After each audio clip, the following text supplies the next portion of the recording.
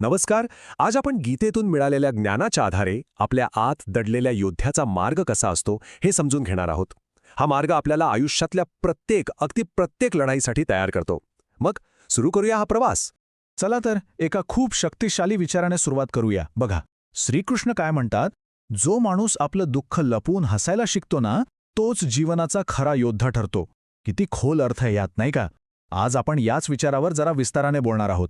खरं तर आपलं आयुष्य हे एका रणांगणासारखंच आहे आणि आपण सगळेच त्यातले योद्धे आहोत, जे प्रत्येक संकटात स्वतःची ताकद शोधतात. तर मग जीवनाचा खरा योद्धा म्हणजे नेमकं काय? याचा अर्थ काय? तो फक्त मोठ्या लढाया जिंकणारा कोणीतरी नसतो. नाही, तर तो आपल्या रोजच्या आयुष्यातल्या लहान-सहान संघर्षांना, अडचणींना धैर्याने सामोरं जाणारा असतो. आणि हाच आपल्या या प्रवासाचा पहिला आणि सगळ्यात महत्त्वाचा टप्पा आहे. बघा, ज्याचं मन कणखर आहे ना, तो माणूस कधीच अपयशाला शेवट समजत नाही. त्याच्यासाठी ती एक शिकवण असते, एक धडा असतो, आणि म्हणूनच तो कधी थांबत नाही. उलट प्रत्येक हार त्याला अजूनच मजबूत बनवते.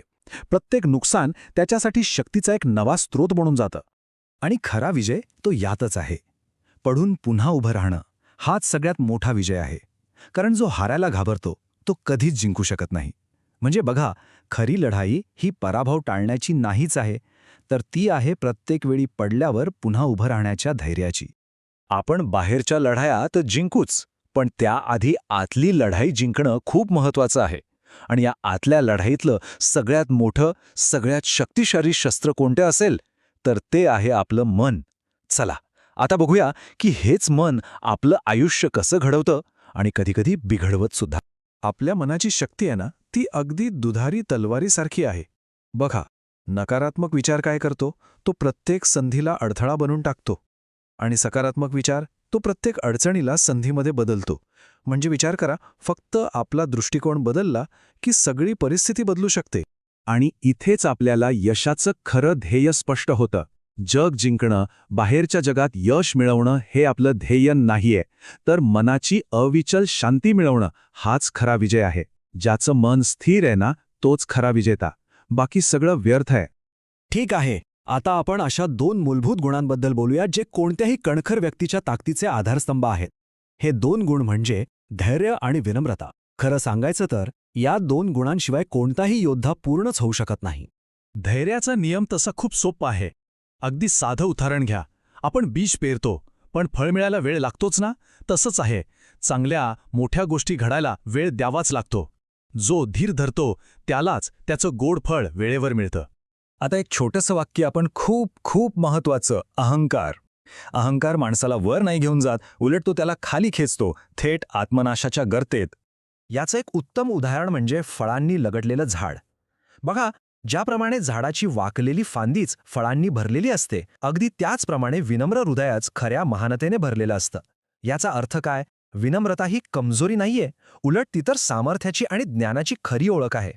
चला, आता आपण त्या तत्वांकडे वळूया जी एका योद्ध्याच्या प्रत्येक कृतीला दिशा देतात. आणि ती तत्व आहेत निस्वार्थ कर्म आणि सत्याची अढळ शक्ती. कर्म म्हणजे नेमकं काय? गीतेनुसार कर्म म्हणजे फळाची अजिबात अपेक्षा न करता फक्त आणि फक्त आपल्या कामावर लक्ष केंद्रित करणं. आपलं काम आहे बीज पेरणं, फळाची चिंता करणं नाही. आणि खरं स्वातंत्र्य यातच आहे, नाही का? आणि सत्याबद्दल श्रीकृष्ण म्हणतात, सत्याला काही काळासाठी दाबून ठेवता येतं, पण त्याला कधीच मिटवता येत नाही. असत्याचं साम्राज्य कितीही मोठं दिसलं ना, तरी ते वाळूच्या किल्ल्यासारखं असतं, कधी ना कधी कोसळणारच. सत्य तर तो दिवा आहे जो युगानुयुगे तेवत राहतो. आता आपण आयुष्यातल्या एका अशा गोष्टीवर बोलूया ज्याकडे आपलं अनेकदा दुर्लक्ष होतं, पण खरं तर तीच आपली सगळ्यात मोठी संपत्ती आहे. आणि ती म्हणजे आपले नातेसंबंध. पाहूया बरं, गीतेनुसार या संपत्तीचं महत्त्व काय आहे. भौतिक संपत्ती आणि नात्यांमधली संपत्ती यात खूप मोठा फरक आहे. पैसा गेला तर तो पुन्हा मिळवता येतो, पण एकदा विश्वास तुटला की तो परत मिळवणं जवळजवळ अशक्य होऊन बसतं.